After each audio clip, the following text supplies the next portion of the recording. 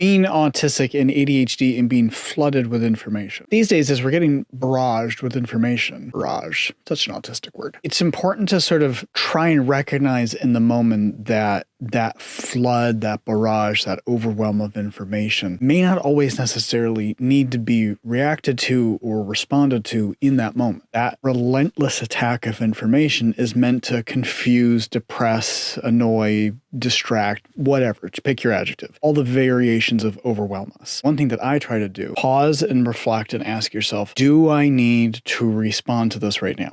Do I need to react to this right now? Is this an urgent thing that needs my immediate in-the-moment attention?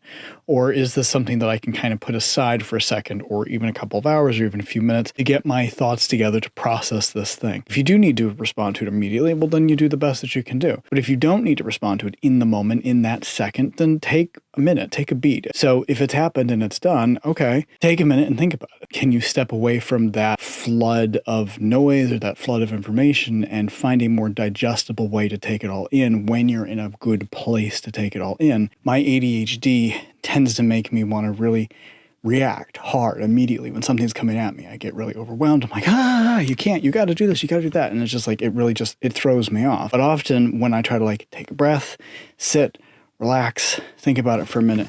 What do I have control over? And then I let my brain just sort of process and settle for a minute. Then I sort of figure out, okay, here's what I need to do. Here's what I'm going to do. Here's how this is going to work. And my autism feels a little bit better with the routine of that as well.